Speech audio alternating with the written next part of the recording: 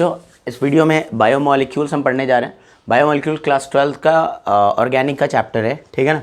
तो शुरू करते हैं। बायोमोलिक्यूल्स देखिए, बायोमोलिक्यूल्स होते क्या हैं। सबसे पहले तो ये कि बायोमोलिक्यूल्स होते क्या हैं। Biomolecules basically complex organic molecules हैं जो काफ़ी बड़े साइज़ के भी हो सकते हैं, पॉलीमेरिक नेचर के भी हो सकते हैं और काफ़ी छोटे भी हो सकते हैं। मतलब it can be macromolecular as well as micromolecular, ठीक है ना, जो कि हमारे लिविंग लाइफ को सस्टेन करने के लिए इंपॉर्टेंट होते हैं। बात समझ आ रही क्या। तो these are complex organic macromolecules और micromolecules which are essential for the growth and maintenance of living bodies, ठीक है। डेफिनेशन नहीं है। So these are complex organic micro और मैक्रोमोलिक्यूल्स, माइक्रो या macromolecules which are essential for the growth and maintenance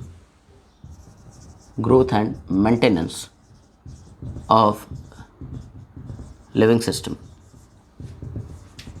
ठीक है।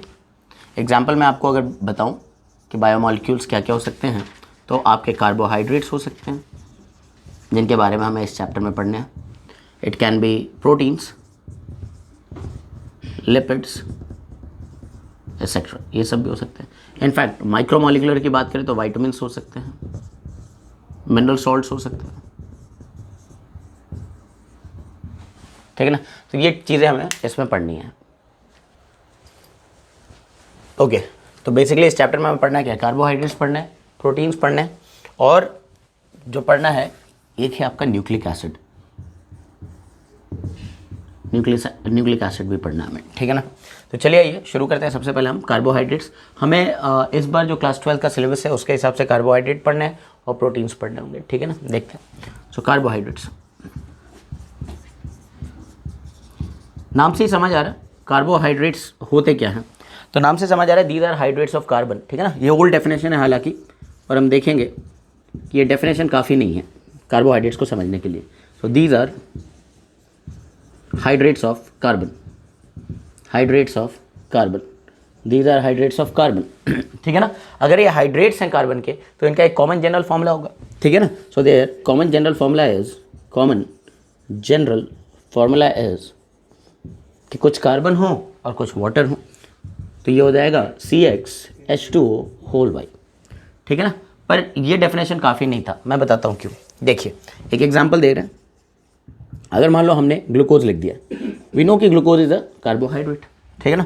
तो ग्लूकोज का फॉर्मूला क्या होता है, C6H12O6। तो ये इस फॉर्मूले में तो फिट बैठ रहा है, C6H2O का होल 6, ठीक है। इसी तरीके से हमें पता है कि सुक्रोज जो है दैट इज ऑल्सो कार्बोहाइड्रेट। आगे हम पढ़ेंगे ये डाइसैकेराइड है, C12H22O11, ठीक है ना।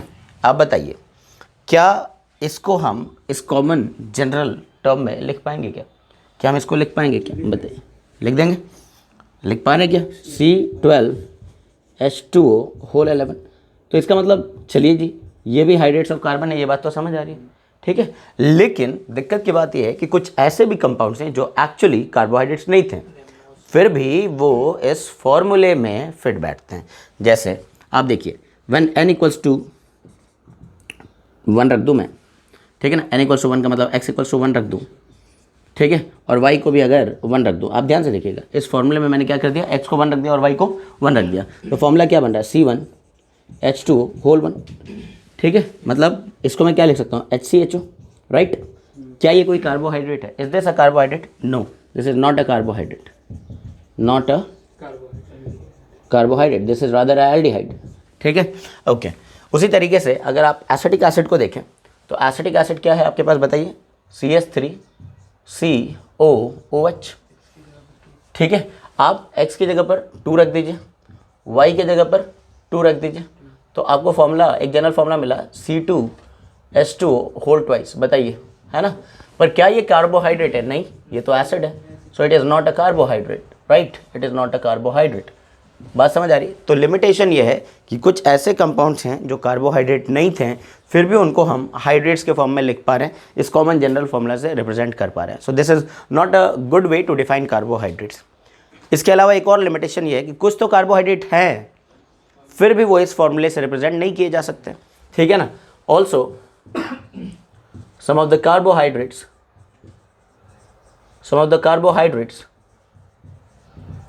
could not be represented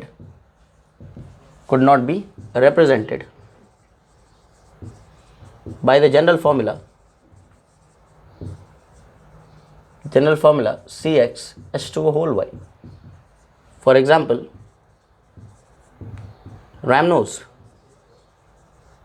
रैमनोज की अगर हम बात करें तो इसका फॉर्मूला होता है C6H12O5।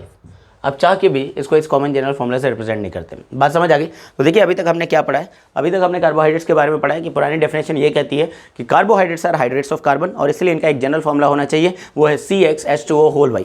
पर इस डेफिनेशन की लिमिटेशन ये है कि कुछ ऐसे भी कंपाउंड है जो एक्चुअली कार्बोहाइड्रेट नहीं है, फिर भी उनको हम इस तरीके के जनरल फॉर्मूले से रिप्रेजेंट कर पा रहे हैं, जैसे फॉर्मल्डिहाइड, जैसे एसिटिक एसिड। और दूसरी लिमिटेशन ये है कि कुछ तो हैं कार्बोहाइड्रेट्स पर उनको हम इस तरीके से रिप्रेजेंट नहीं कर पा रहे हैं, ठीक है। तो इसीलिए मॉडर्न डेफिनेशन की ज़रूरत पड़ी है, ठीक है। तो मॉडर्न डेफिनेशन क्या कहता है, बात को समझे। मॉडर्न डेफिनेशन आपसे ये कहता है कि कार्बोहाइड्रेट्स का मतलब है कि पॉलीहाइड्रोक्सी ऑप्टिकली एक्टिव एल्डिहाइड या कीटोन हो। So all those compounds which are polyhydroxy in nature, which are optically active in nature and which have got either aldehyde or ketonic group in them are called, ठीक है ना, are called carbohydrates। ये बात समझ आ रही क्या, ठीक है, ओके। या फिर ऐसे कंपाउंड जिनको हाइड्रोलाइज करने पर ऐसे कंपाउंड मिल जाया करते हो। ऐसे कंपाउंड मिल जाने का मतलब पॉलीहाइड्रोक्सी ऑप्टिकली एक्टिव एल्डिहाइड या कीटोन मिल जाते हो, ठीक है ना। बात को समझते हैं। पहले मैं डेफिनेशन लिखता हूँ, फिर उसके बाद आपको समझाता हूँ कि कार्बोहाइड्रेट्स आर पॉलीहाइड्रोक्सी मतलब बहुत सारे OH होने चाहिए, ऑप्टिकली एक्टिव एल्डिहाइड्स और ketones. Polyhydroxy optically active aldehydes और कीटोन्स, बात समझ आ रही क्या। तो कार्बोहाइड्रेट होते क्या है, पॉलीहाइड्रोक्सी होते हैं, ऑप्टिकली एक्टिव होते हैं, इनमें एल्डिहाइडिक या कीटोनिक फंक्शनल ग्रुप होगा। या फिर ऐसे कंपाउंड जिनको हाइड्रोलाइज करने पर ये चीज़ें मिल जाती हों, ऐसे कंपाउंड मिल जाते हो, ठीक है ना। और the compounds which on hydrolysis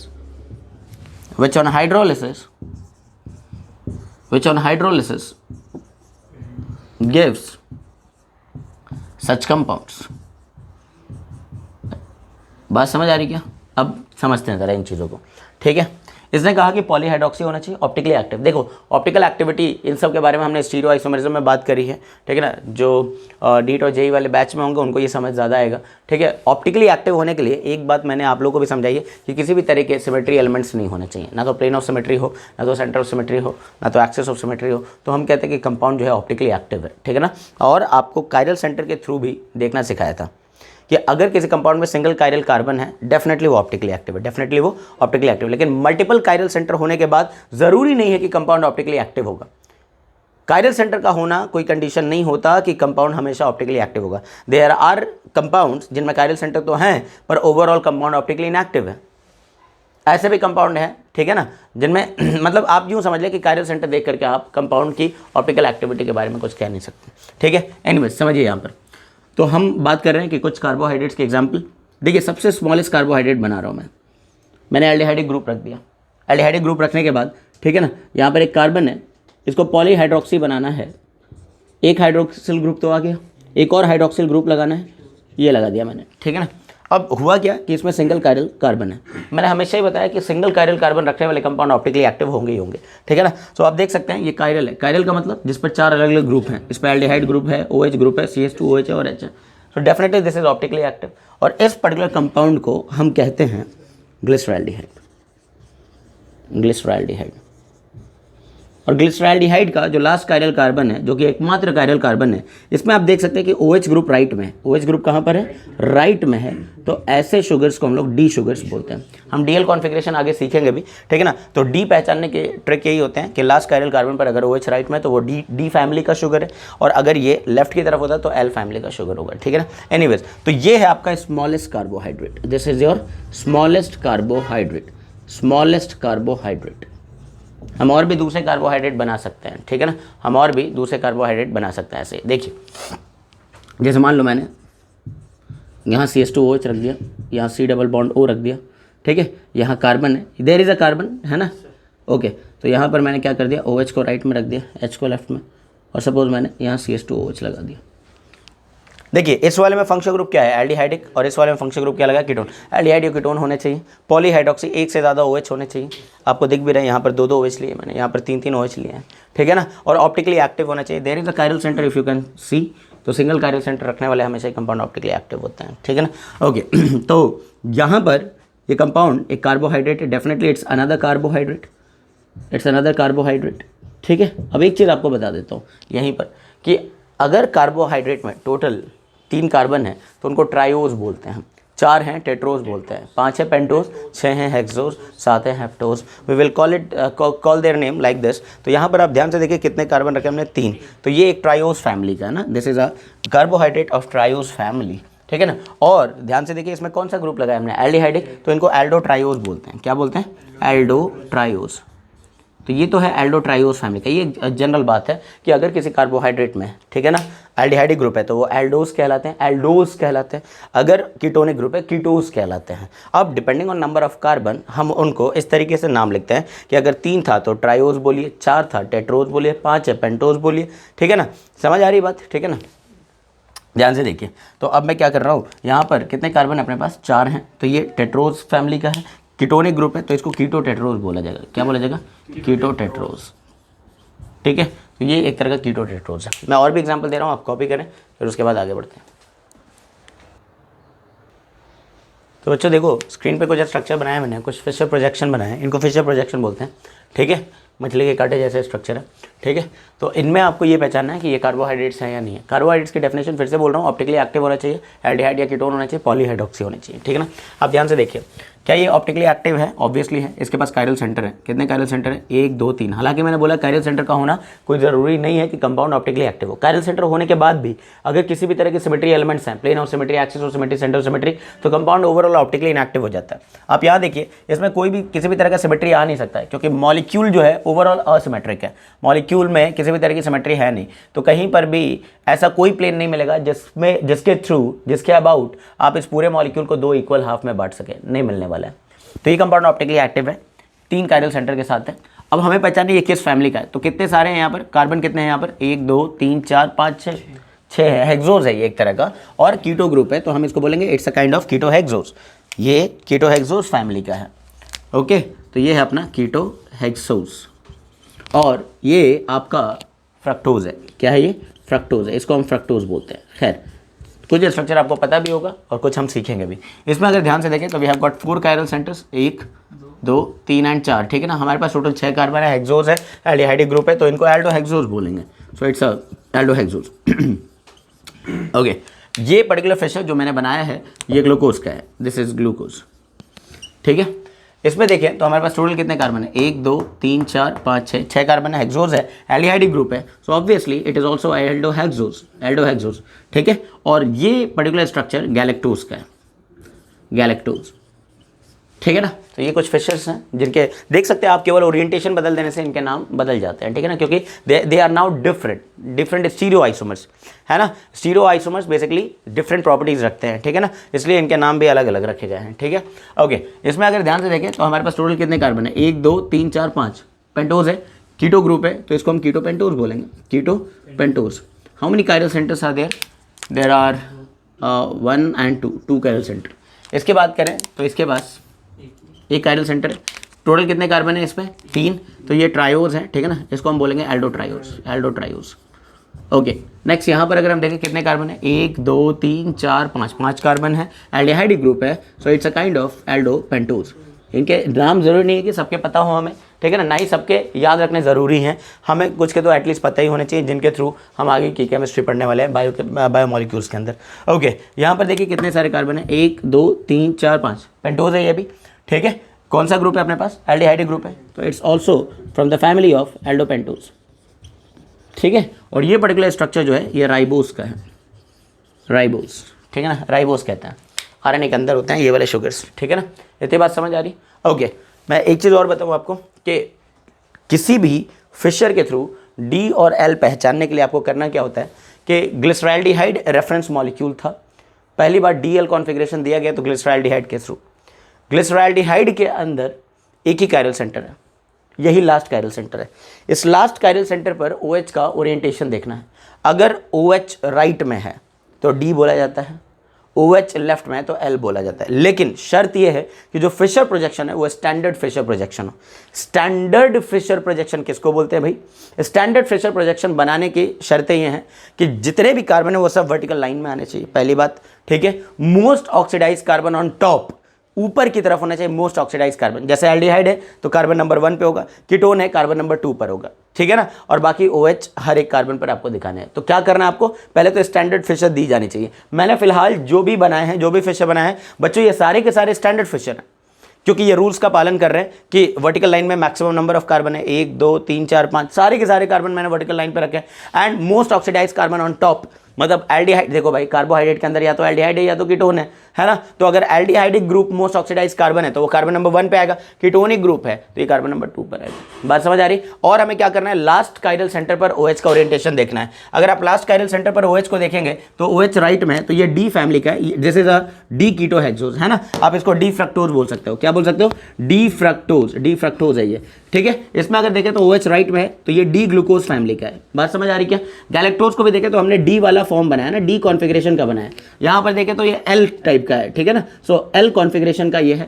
इसमें देखें तो L टाइप का ये एल्डो ट्रायोज है, और ये पर्टिकुलरली ग्लिसरॉल्डिहाइड है तो L ग्लिसरॉल्डिहाइड है। क्या है ये? L glyceraldehyde. इतनी बात समझ आ गई? L ग्लिसरॉल्डिहाइड है। यहाँ पर अगर देखें तो ये कौन से कॉन्फ़िगरेशन का है? OH कहाँ पर आ रहा है बताइए? लेफ्ट में। लास्ट कायरल सेंटर पर OH कहाँ आ रहा है? लेफ्ट में। तो ये L टाइप की फैमिली का है। इसमें अगर देखें तो लास्ट कायरल सेंटर पर OH कहाँ आ रहा है? लेफ्ट में। तो ये भी किस फैमिली का है? L फैमिली का है, ठीक है ना। तो ये भी L शुगर है। इतनी बात समझ आ गई क्या? एक बात और फाइनल कि L का कंप्लीट मिरर इमेज D होता है। L का कंप्लीट मिरर इमेज क्या होता है? D होता है, ठीक है ना। तो अगर मुझे मान लो D ग्लिसरॉल्डिहाइड बनाने हैं तो इसका कंप्लीट मिरर इमेज बनाना होगा। बच्चों इसका कंप्लीट मिरर इमेज कैसा दिखेगा? CHO, इसका कंप्लीट मिरर इमेज ध्यान से देखना। H यहाँ राइट में है ना, H लेफ्ट में आ जाएगा। OH लेफ्ट में है ना, OH राइट में चला जाएगा, और यहाँ आ जाएगा CH2OH। बात समझ आ रही क्या? तो ये जो है इसका कंप्लीट मिरर इमेज है। ये चूंकि L टाइप का था तो ये D टाइप का शुगर है, ठीक है ना। तो this is your D glyceraldehyde.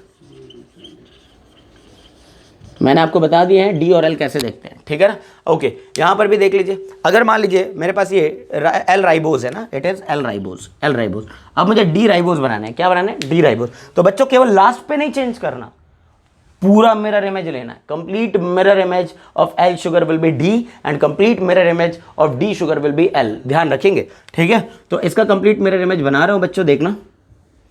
ये तो sp2 कार्बन है, इस पर तो मिरर बनाने की भी जरूरत नहीं है सच। यहाँ पर H लेफ्ट हो जाएगा, OH राइट।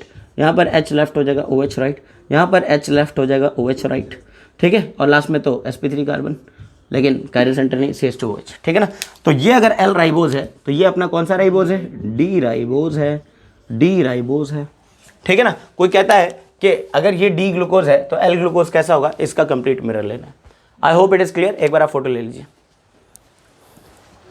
बच्चों। यहाँ पर बोर्ड पर कुछ स्ट्रक्चर बना है, ठीक है ना। इनमें से ये दोनों तो एमिनो एसिड्स कहलाते हैं, क्योंकि एसिडिक ग्रुप भी है, एमिनो ग्रुप भी है, और ये शुगर फैमिलीज के हैं। आपको इनको पहचानना है कि ये D या L में से कौन से टाइप के शुगर्स हैं।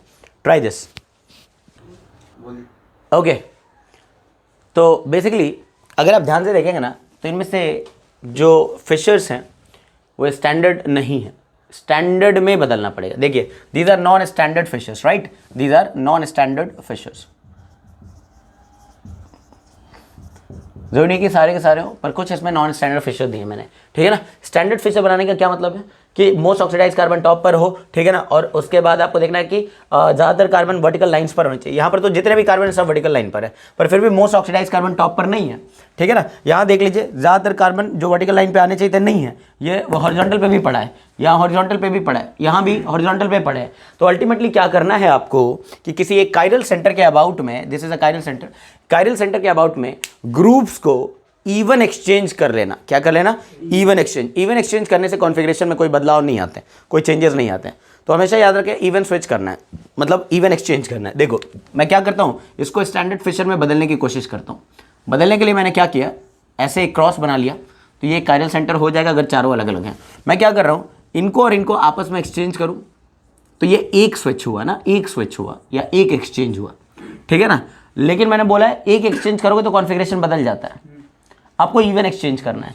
इनको भी एक बार एक्सचेंज कर लो, तो इसको भेज दो इधर और इसको भेज दो इधर, तो ये हमने इवन स्विच करके यहाँ से यहाँ तक बना लिया। अब ये जो बताएगा कि डी या एल में से क्या है, वही चीज़ इसकी भी पहचान है, वही इसकी भी पहचान है। तो इसमें देखो तो लास्ट कैरियल सेंटर में OH कहाँ पर मिल रहा है, लेफ्ट में।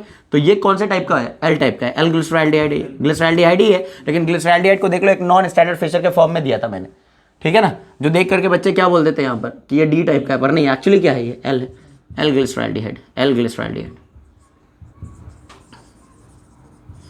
राइट। अच्छा, इसको भी ट्राई कर लेते हैं, ठीक है ना। ये कौन सी फैमिली का है, 1 2 3 4 टेट्रोज फैमिली का है, कीटो टेट्रोज है, ये कीटो टेट्रोज है। ओके बच्चों, तो इसमें क्या करेंगे, most oxidise carbon on top, ये तो है, लेकिन इनका मामला ठीक नहीं है। इसको लाना है यहाँ पर, इसको एक बार लाएंगे यहाँ पर तो ऑड एक्सचेंज, फिर एक बार फिर से बदल देंगे OH के थ्रू, ठीक है ना। तो देखना ज़रा मैं क्या कर रहा हूँ, ठीक है। ये तो हो गया आपका CS2OH, यहाँ पर है आपका एक keto group C double bond O, और ये रहा वो chiral centre.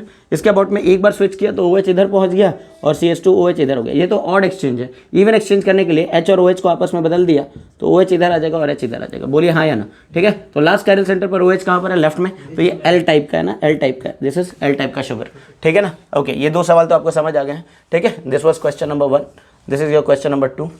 Now we are solving it in question number 3, ठीक है ना। क्वेश्चन नंबर 3 अगर हम इधर देखें, ठीक है, तो क्या करें, पहले हमें क्या करना है कि मोस्ट ऑक्सीडाइज कार्बन को टॉप पे रखना है, ठीक है भाई। इनको एक्सचेंज कर लेते हैं और इनको एक्सचेंज कर लेते हैं, तो अपने आप इवन स्विच हो जाएगा, अपने आप इवन स्विच हो जाएगा, है कि नहीं। तो चलिए जी, एक क्रॉस बनाया, इसको इससे एक्सचेंज किया तो CHO ऊपर पहुंच गया, ठीक है, OH इधर को आ गया, एक एक्सचेंज, इनको एक्सचेंज कर दिया, CS2OH नीचे आ गया, H इधर आ गया, कायरल सेंटर है लेफ्ट में दिख रहा है, L टाइप का है, ठीक है ना। ओके, कौन सी फैमिली का है, 1 2 3 एल्डोट्रायोज, तो this is L sugar, this is L sugar. Configuration बता रहे हैं हम लोग, ठीक है ना। ओके, चौथे प्रॉब्लम में देखते हैं। फोर्थ प्रॉब्लम में अगर देखें बच्चों तो कितने कार्बन है, 1 2 3 4, टेट्रोज फैमिली का है, राइट। ओके, इसमें क्या करना है, इसको ऊपर भेजना है, most oxidise carbon on top, ठीक है ना। इसको अगर मैं ऊपर भेजता हूँ तो H इधर आ चुका होगा, ठीक है। देखते हैं पहले, तो ये हो जाएगा आपका C डबल बॉन्ड O और ऊपर है आपका CS2OH, ठीक है। और H तो इधर आ चुका था अभी, ठीक है, और CS2OH तो ऑलरेडी वर्टिकल लाइन पे, इसको तो एक्सचेंज मत कर देना, इधर उधर मत भेजना, वर्टिकल लाइन पर आ चुका है। इनको आपस में एक्सचेंज कर लो, तो इनको आपस में एक्सचेंज करने के बाद H लेफ्ट में हो जाएगा और ये राइट में हो जाएगा, तो ये D टाइप का शुगर है, बोलो है कि नहीं। ओके, तो हमारे 4 हो गए। अब आप बोलोगे सर ये शुगर्स तो नहीं है, हाँ बिल्कुल सही बात कह रहे हो, these are not sugars, these are amino acids. Amino group भी है और एसिडिक ग्रुप भी है, कार्बोक्सिलिक एसिड भी। तो एमिनो एसिड्स में भी D और L कॉन्फ़िगरेशन बताना होता है, मैं पहले से ही बता के चल रहा हूँ। यहाँ पर लास्ट कायरल सेंटर पर NH2 को देखा जाता है कि NH2 राइट में है कि NH2 लेफ्ट में है। अगर NH2 राइट में है तो D टाइप का कॉन्फ़िगरेशन है, अगर NH2 लेफ्ट में है तो L टाइप का कॉन्फ़िगरेशन। पहले देख लो ये स्टैंडर्ड फिशर है या नहीं, हाँ सर स्टैंडर्ड है। स्टैंडर्ड की क्या पहचान, most oxidise carbon on top, carboxylic acid most oxidise carbon, ठीक है, और ज़्यादातर कार्बन वर्टिकल लाइन में, हाँ जी सब दिख रहे हैं। फिर राइट लास्ट कायरल पर अगर राइट में NH2 है तो D और लेफ्ट में NH2 है तो L, तो राइट में दिख रहा है कि नहीं दिख रहा है, बोलो। तो ये किस टाइप का, D एमिनो एसिड्स है ना, D एमिनो एसिड्स। इस एमिनो एसिड का नाम भी हम देखेंगे, ठीक है ना, एलानिन इसका नाम है, हम आगे देखेंगे। तो ये D टाइप का एमिनो एसिड है, ये एमिनो एसिड है, शुगर नहीं है, पहले ही बता रहा हूँ। DL कॉन्फ़िगरेशन हम लोग जनरली शुगर इंडस्ट्री में यूज़ करते हैं, ठीक है ना, शुगर केमिस्ट्री में यूज़ करते हैं या फिर एमिनो एसिड्स के लिए प्रोटीन्स में यूज़ होता है, ठीक है ना। ओके, नंबर 6, इसमें अगर हम इनको बदले, कार्बोक्सिलिक एसिड टॉप पर आ गया, इसका एक्सचेंज इससे हुआ, ठीक है ना। तो पहले तो ये एक्सचेंज हुआ था, ठीक है, लेकिन हम जान रहे ये स्टैंडर्ड नहीं है, मिथाइल और इसको आपस में एक्सचेंज कर दिया, बोलो ठीक है। अब लेफ्ट में आ रहा है, लेफ्ट में आने का मतलब L टाइप का है, तो ये L एमिनो एसिड है, जो भी नाम रहा होगा इसका।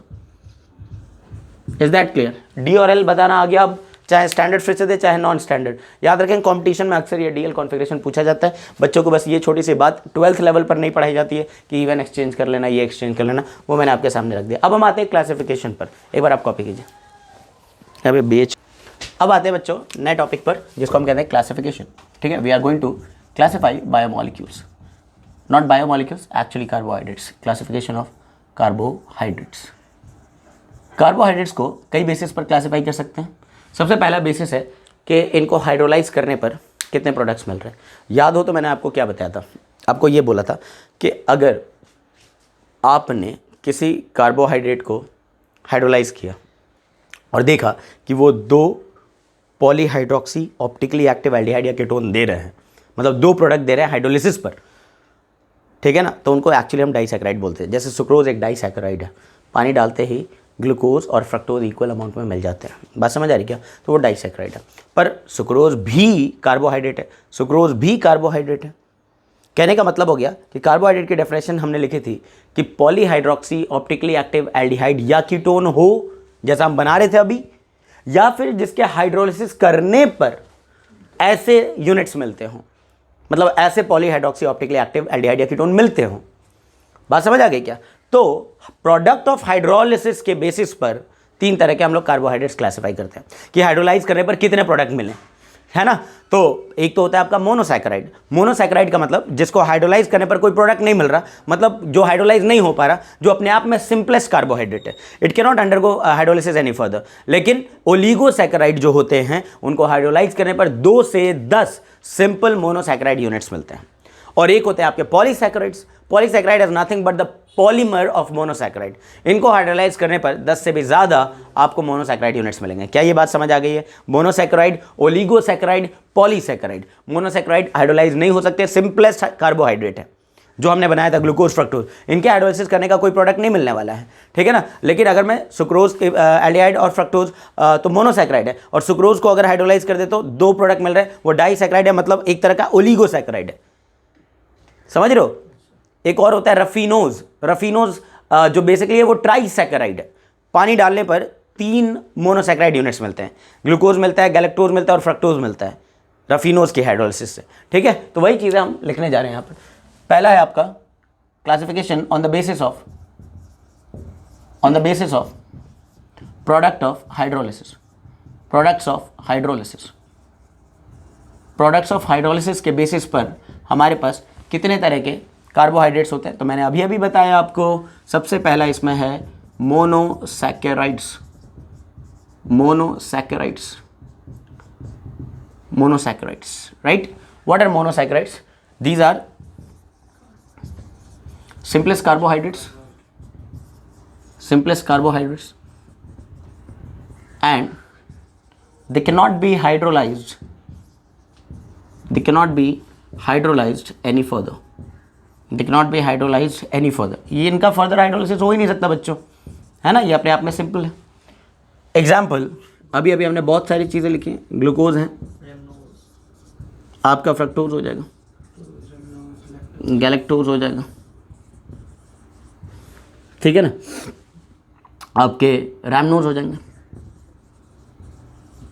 एक्सेट्रा, ये सब हो जाएंगे, ठीक है ना, मोनोसैकेराइड। अब मोनोसैकेराइड में एक चीज़ और बताऊं कि मोनोसैकेराइड्स कितने तरह के हो सकते हैं। टाइप्स ऑफ मोनोसैकेराइड्स,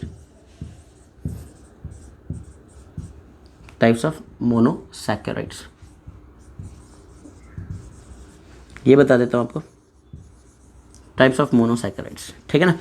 अभी अभी आपको बता दिया है ये चीज़ें, बस लिख रहा हूँ कि अगर एल्डिहाइडिक ग्रुप है तो एल्डोज और कीटोनिक ग्रुप है तो कीटोज। So if aldehydic group was present then such monosaccharides are called aldose, कि वो एल्डोज फैमिली के हैं, ठीक है। और अगर आपने देखा कि नहीं इसके अंदर तो कीटोनिक ग्रुप है, if ketonic group was present in a monosaccharide then they are called ketose. Also the number of carbon is also important. Carbon अगर 3 है तो ट्रायोज थे वो, मैं यहाँ पर लिख रहा हूँ, ठीक है ना। जरा ध्यान से देखिए, यहाँ पर मैं लिख रहा हूँ कि आपके पास टोटल नंबर ऑफ कार्बन कितने थे।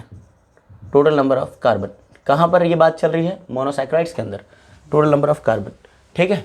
तो एक इनका एक जनरल नेम आता है कार्बन के बेसिस पर, कि अगर आपने देखा कि किसी कार्बोहाइड्रेट के अंदर, किसी मोनोसैकेराइड के अंदर 3 कार्बन है तो हम इनको ट्रायोज बोलते हैं, ठीक है। अगर आपने पाया कि इसके अंदर नहीं 4 हैं तो इनको टेट्रोज फैमिली बोलते हैं, टेट्रोज, ठीक है। अगर आपने पाया कि 5 टोटल कार्बन है, पेंटोज हैं ये। अगर आपके मोनोसैकेराइड में 6 कार्बन होते हैं तो बच्चों इनको हेक्सोज बोलेंगे, 7 है तो हेप्टोज बोलेंगे एंड सो ऑन, ठीक है। चलिए जी, ये बात तो समझ आ गई।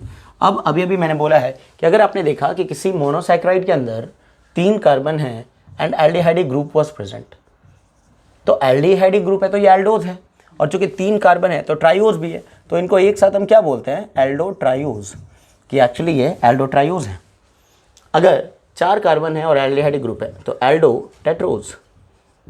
ठीक, अगर आपने 5 कार्बन देखे और एल्डिहाइडिक ग्रुप देख लिए तो एल्डो पेंटोज। इन सब के एग्जाम्पल हमने बोर्ड पे बनाए थे, यहाँ पर देखें तो इनको एल्डो हेक्सोज बोलेंगे। तो अगर आपने ऑब्जर्व किया हो फिशर में, नहीं किया तो वीडियो को बैक जा करके देखिए कि ग्लूकोज के अंदर 6 कार्बन थे, एल्डिहाइडिक ग्रुप है, तो glucose is from the family of aldohexose. अगर आप फ्रक्टोज का स्ट्रक्चर देखेंगे, बैक करके देख लीजिएगा, तो वहाँ पर कीटोनिक ग्रुप है, 6 कार्बन है, तो वो कीटोहेक्सोज फैमिली का है। ये सवाल तो इसी बार जेईई मेन 2021 में आया हुआ था, ठीक है ना। इसकी बात करें तो ये हो जाएगा आपका एल्डो हेप्टोज। अगर आपने पाया कि नहीं आपके मोनोसैकेराइड में कीटोनिक ग्रुप हैं, तो आप इनको क्या बोलेंगे, keto triose, keto tetrose, keto pentose, keto hexose and keto heptose. एक बात और बताऊंगा कि ज़्यादातर मोनोसैकेराइड्स जो होते हैं वो स्वीट इन टेस्ट होते हैं, इसलिए इनको हम लोग क्या बोलते हैं, शुगर्स भी बोलते हैं, है ना। नोट करके लिख रहा हूँ, most of the monosaccharides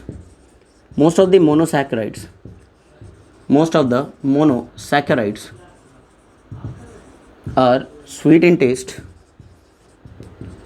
taste and hence are called sugars। इनको हम लोग शुगर्स भी कहते हैं।